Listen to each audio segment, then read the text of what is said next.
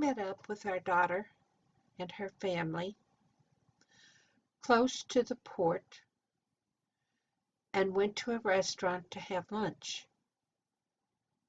Well, lo and behold, we didn't know it, but the ship always has food for incoming guests and those that do the next cruise together.